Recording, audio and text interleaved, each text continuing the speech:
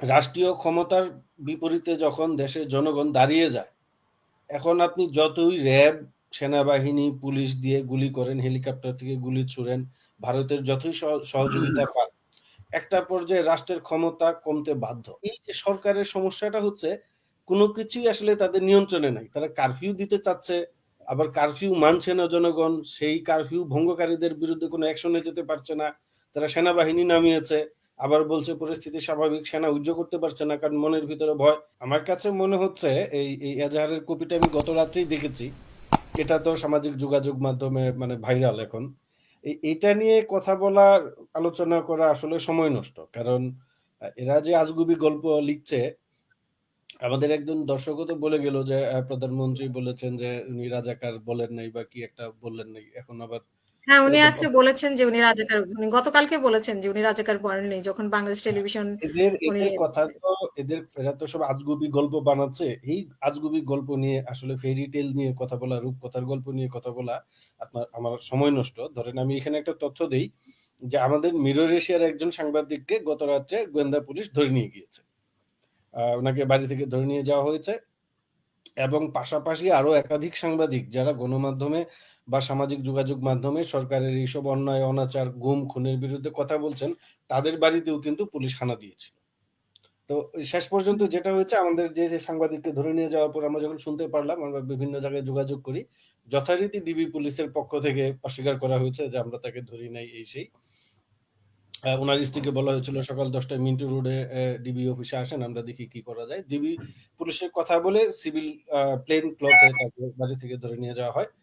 এরপরে আজকে আমরা পরে যেটা শুনতে পারলাম, সারা রাত তাকে গাড়িতে ঘুরিয়েছে, নানা ভয়ভীতি দেখিয়েছে, নির্যাতন করেছে, করে সকালে কাফরুল থানায় তাকে আটক দেখানো হয়েছে এবং তার বিরুদ্ধে মামলা, যে সে যে মেট্রো রেল পুড়িয়েছে, এগুলাতে সে উত্তরায় যে হুম। নাশকতা হয়েছে, এগুলাতে সে অংশগ্রহণ করেছে। এটা তো টোটালি একটা অ্যাবসার্ড এবং আজগুবি কথাবার্তা। আমি তো নিজেই তাকে চিনি বা তার সঙ্গে আমার যোগাযোগ ছিল। তো আমাদের কথা হচ্ছে যে এই আজগুবি বিষয়গুলো যে তারা প্রচার করছে, এটা নিয়ে কথাবার্তা না বলে আমাদের এখন আসলে সময় এসেছে যে অ্যাকশন প্ল্যান ঠিক করা। যে ওই শামস ভাই যেটা বললেন যে এই সরকার যদি টিকে থাকে, আন্দোলনে যারা গিয়েছে তাদের নানা ধরনের দুর্গতি হতে পারে, তাদের জেল জরিমানা হতে পারে, তা কাউকে কাউকে গুম করে দিতে পারে। এই সরকার তো গুমে বেশ সিদ্ধহস্ত। ক্রসফায়ার এখন আর করছে না, যদিও ওই নিষেধাজ্ঞা। আপনাদের একটা মনে রাখতে হবে, বর্তমান যে পুলিশের আইজিপি উনিও কিন্তু যাদের যুক্তরাষ্ট্রের কাছ থেকে নিষেধাজ্ঞা প্রাপ্ত একজন কর্মকর্তা। তা হুম। এরা কিন্তু ধরেন ওই নিষেধাজ্ঞা পাওয়ার পরে ক্রসফায়ার কমেছে, কিন্তু গুম কমেনি। গুম আছে এখনো। তো যারা আন্দোলন সংগ্রামে জড়িত হয়ে গিয়েছেন নানাভাবে দেশে বিদেশে, এটা আসলে আর পিছু ফেরার জায়গা নাই। Do or die. হয় আপনাকে বিজয়ী হতে হবে, জিততে হবে যদি আপনি বেঁচে থাকতে চান, অথবা আপনি মারা যাবেন।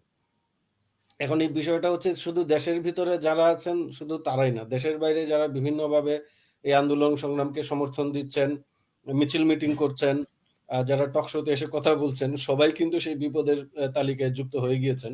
আমি দেখলাম যে পররাষ্ট্র মন্ত্রণালয় থেকে আজকে আবার একটা হুমকি দেওয়া হয়েছে যে তারা বিভিন্ন দেশে কারা বিক্ষোভ, বিপ্লব, বিদ্রোহ করছে তাদের সম্পর্কে তথ্য চেয়েছে। এটা ভালো হতো, পুরো পৃথিবীটাই যদি আওয়ামী লীগের শাসন আমলে চলে যেত, সাম্রাজ্য বিস্তার করতে পারতো, তাইলে হয়তোবা তারা এখন আমাদেরকে ধরেন বিলেত থেকে শামস ভাইকে ধরে নেওয়ার জন্য বা বকর ভাইকে ধরে নেওয়ার জন্য পয়গাম পাঠাতেন, বা জার্মানি থেকে আমাকে ধরে নেওয়ার জন্য বলতো যে তুমি উল্টাপাল্টা বকছো, টকশোতে পয়গাম পাঠাতেন, আমাদেরকে ধরে নিয়ে যেত সে অশ্বারোহী বাহিনী এসে, ওরকম একটা কিছু। কিন্তু বাস্তবে তো ওইরকম কিছু নাই। তো তারা একটু হুমকি ধমকি দিচ্ছেন বটে। আমাদের মনে হচ্ছে যে আমি যেটা বললাম যে আমাদের একটা সঠিক পরিকল্পনা করতে হবে। যারা মুক্তিকামী মানুষ, যারা মনে করছেন যে এই এই অবস্থার অবসান হওয়া দরকার, তাদেরকে আসলে একটা সুষ্ঠু, এবং আমি মনে করি যে যারা এই আন্দোলনের মাঠে আছেন তারা কিন্তু সঠিক এবং সুষ্ঠু পরিকল্পনার মতো এগুচ্ছেন। অনেকেই বলছেন, প্রশ্ন করছেন কিন্তু যে এর আন্দোলন পরে কি হবে? ওদের যে আলটিমেটাম দেওয়া হয়েছে 48 ঘন্টা, এরপরে 4 দফার 24 ঘন্টা, কিন্তু এরপরে এর মধ্যে তো ওদেরকে গুমও করে ফেলছে। আজকেও তো 3 জনকে আমরা দেখলাম আজকেও যে তিনজনকে নিয়ে ধরে গেল, নিয়ে গিয়েছেন, গ্রেফতার করা হলো। কিন্তু নানাভাবে চাপ দেওয়া হয়েছে, আন্দোলন স্থগিত করার জন্য তারা রাজি হন। এবং সবচেয়ে ভয়ঙ্কর বিষয়, অভিযোগ যেটা, যে একজন অভিযোগ করেছেন যে তাকে ধরে নিয়ে ওষুধ প্রয়োগ করে অজ্ঞান করে রাখা হয়েছিল। এবং আজকে নুরুল চাঁদে, হক নূর, গণ অধিকার পরিষদের, তাকে রিমান্ডে শেষে আদালতে আনা হয়েছে, কারাগারে পাঠানো হয়েছে। আমি সেখানেও শুনলাম আদালতে উপস্থিত অনেকেই বলাবলি করছিলেন যে তাকে নানা ধরনের ড্রাগ প্রয়োগ করা হয়েছে এবং সেই ড্রাগ প্রয়োগ করে মারধর করা হয়েছে, নির্যাতন করা হয়েছে, উনি হাঁটতে পারছিলেন না। তো আপনার প্রশ্নটা ছিল যে এরপর কি হবে? এরপর তো আসলে এই সরকারের পতন হবে। বিষয়টা আপনার কারণ কাছে একজন একটু সমন্বয়ক আমাদের সাথে আজকে যুক্ত হয়েছিলেন, একজন সমন্বয়ক একটু আগে প্রোগ্রামে যুক্ত হয়েছিলেন, সমন্বয়ক না সরি, আন্দোলনকারীদের একজন, পরিচয় হাইড করে আমি জামানকেও সেরকম একজন মনে করেছিলাম। যাই হোক, তিনি বলল যে তাদের আজকে রাতে বসার কথা, বসে আবার পরবর্তী পদক্ষেপ নেওয়ার কথা, কিন্তু তাদের অনেকেই খুঁজে পাওয়া যাচ্ছে না ফোনে। পাওয়া যাচ্ছে না। এখন হচ্ছে কি আপনি কিন্তু একটা বৈপ্লবিক অবস্থার মধ্য দিয়ে যাচ্ছেন। বিষয়টা এরকম না আপনার রাজনৈতিক সংগ্রাম বা বিপ্লব বা আপনার যে অভ্যুত্থান বলি, যেটাই বলি, বিষয়টা এরকম না যে আপনি একদিন একটা ডাক দিলেন, মহাসমাবেশ ডাক দিলেন যে ঠিক আছে অমুক বাদ জুমা আমরা মিলিত হব, তারপরে মিছিল করে গিয়ে সব পাল্টে ফেলবো। বিষয়টা যদি এরকম হতো ভালোই হতো, আমরা সেটা ভালো খুশিই হতাম। কিন্তু রাজনৈতিক সংগ্রামে আপনার উত্থান পতন থাকে। প্রথমে ধরেন আমরা যদি একটু সংক্ষেপে প্রক্রিয়াটা বুঝি, যে প্রথমে কিছু মানুষকে জড়ো হতে হয়, তারপরে তাদের একটা পলিটিক্যাল বা সংগ্রামের একটা তারা জায়গা তৈরি করে, সেখান থেকে তারা নানা কর্মসূচি দেয়, আস্তে আস্তে তারা বাড়তে থাকে, মানুষজন বাড়তে থাকে, সেখানে আবার পুলিশ এসে ধাওয়া দেয়, হত্যা করে, গ্রেফতার করে, মানুষ আবার কিছু কমে যায়, আবার তারা পুনর্বার সংগঠিত হয়, আবার হয়তো বা তাদেরকে ধাওয়া দেয়, ছত্রভঙ্গ করে দেয়। এইরকম কিন্তু কয়েক দফায় যখন আপনার আন্দোলন চলতে থাকবে, এই চলার মাঝখানেই কিন্তু এক পর্যায়ে এসে আসলে যারা দখলদার শক্তি বা যারা ক্ষমতায় থাকেন, যাদের বিরুদ্ধে বিপ্লবটা হয়, তারা কিন্তু আর শক্তি ধরে রাখতে পারে না। কারণ রাষ্ট্রীয় ক্ষমতার বিপরীতে যখন দেশের জনগণ দাঁড়িয়ে যায়, এখন আপনি যতই র্যাব, সেনাবাহিনী, পুলিশ দিয়ে গুলি করেন, হেলিকপ্টার থেকে গুলি ছুড়েন, ভারতের যতই সহযোগিতা পান, একটা পর্যায়ে রাষ্ট্রের ক্ষমতা কমতে বাধ্য।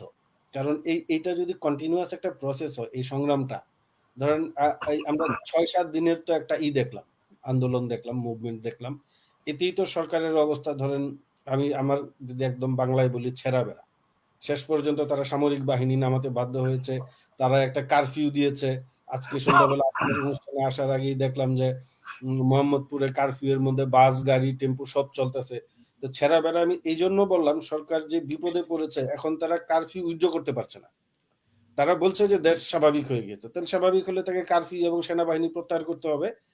দেশ এখন যে অগ্নিগর্ভ অবস্থায় আছে, আজকে আমি দেখেছি, আজকে এক ছেলেকে কোর্টে হাজির করা হয়েছিল, তার মা দেখতে এসেছে, আমি ফেসবুকে দেখলাম একটা ভিডিও ছড়িয়েছে, তার মা কিন্তু কান্না করছে না, তার ছেলেকে বলতেছে সাবাস, তুমি ভালো করছো, তুমি আন্দোলনে আছো, আমি তোমার জন্য গর্ব করি। এই যে এরকম হাজার হাজার শত শত মা আছে, তারা তারা তো মাঠে নেমে আসবে এখন।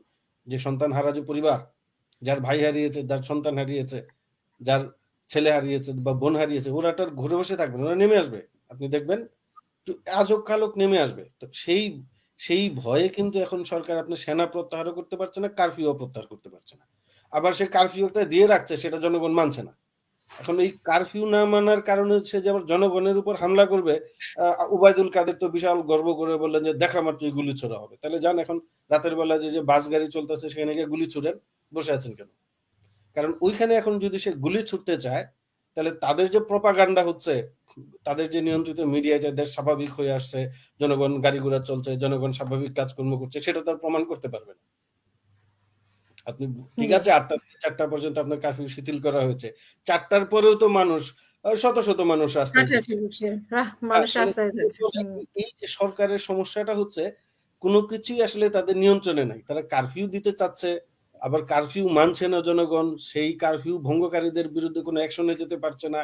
তারা সেনাবাহিনী নামিয়েছে, আবার বলছে পরিস্থিতি স্বাভাবিক, সেনা উজ্জ্ব করতে পারছে না, কারণ মনের ভিতরে ভয়। আমি গতকালকে শুনেছি, আমার কাছে যেটা তথ্য আসলো, পুলিশের যারা মাঝারি স্তরের কর্মকর্তা আছেন, মানে এএসপি বা এসপি, এসআই, ওসি, এরা কিন্তু আর এখন মাঠে নামতে চাচ্ছে না। কারণ এই আন্দোলনে অনেক পুলিশ কর্মকর্তারও ছেলে মেয়ে মারা গিয়েছে, তাদের বাড়িতেও আমরা তো কিন্তু একজনের খবর শুনলাম, তাও মানে নিশ্চিত ওইভাবে পত্রিকায় তো আসা হয়নি। পত্রিকায় তো আমি অনেক একটু কিছুই সংক্ষেপ আসছে না করবেন, আমার বাংলাদেশ। মনে হয় ব্যারিস্টার আবু পত্রিকায় বকর মোল্লার একটু তাড়া আছে। পত্রিকায় আপনার কি আসবে না আসবে সেটা প্রধানমন্ত্রীর প্রেস সচিব নাইমুল ইসলাম খান সবাইকে খুদে বাচ্চায় লিখে পাঠিয়ে দিচ্ছেন যে এইভাবে করতে হবে আমাদের, উনি ইনস্ট্রাকশন দিচ্ছেন। সেই খুদে বার্তাও তো চলে আসতেছে, ভাইরাল হয়ে যাচ্ছে, কিছুই তো উনারা আসলে সামলে রাখতে পারছেন না। পত্রিকায় আপনার সংবাদ প্রকাশিত হচ্ছে না, ফাইন ফাইন, কিন্তু কেন প্রকাশিত হচ্ছে না সেই কারণটা এখন ধরেন ভাইরাল হয়ে গেছে। ওই মেসেজ লিখি আবার নিচে লিখেছেন প্রেরক নাইমুল ইসলাম খান, প্রেস সচিব টু প্রাইম মিনিস্টার, মানে প্রেস হ্যাঁ, কারণ এরকম অদ্ভুত বিষয় যে 5 দিনে এত কিছু হয়ে গেল, কিন্তু পত্রিকায় দেখে বোঝা যাচ্ছে না আসলে 5 দিনে এত কিছু হয়ে গেল। তারা পত্রিকাকে নিয়ন্ত্রণ করছে তো। আমি কি হুম। বললাম, আমাদের দ্য মিরর এশিয়ার একজন সাংবাদিককে গত রাত্রে ডিবি পুলিশ গিয়ে ধরে নিয়ে গিয়েছে, এবং আরো অনেকের বাড়িতে গিয়ে তল্লাশি চালানো হচ্ছে, কাউকে ফোনে সতর্ক করা হচ্ছে, কাউকে বন্ধু বেশে বলা হচ্ছে তুমি এই ধরনের সংবাদ পরিবেশন করো না, বিপদে পড়তে পারবা। মানে আপনার সুরিদ সেজে ভালো পরামর্শ দেওয়া হচ্ছে, কিন্তু পরামর্শটা তো ভয়ঙ্কর। তো জি। এইরকম নানা পরিস্থিতিতে আমার কাছে মনে হচ্ছে যে ধরেন যেটা অনেকেই বলছে যে শেষের শুরু আর কি, beginning of the ending game, খেলা শুরু হয়ে গেছে। এখন এইখানে যেটা হচ্ছে আমাদের লক্ষ্য রাখতে হবে যে একটু কিভাবে গতি প্রকৃতি কোন দিকে যায়। আমি মনে করি যে হয়তোবা আন্দোলনকারীরা একটু সময় নিচ্ছে, তারা প্রস্তুতি নিচ্ছে, তারা হয়তোবা আবার নিজেদের গুছিয়ে ওঠে, আবার তাদের যে শত শত ভাই শহীদ হয়েছে তাদের আসলে হ্যাঁ, আমি অনেক ধন্যবাদ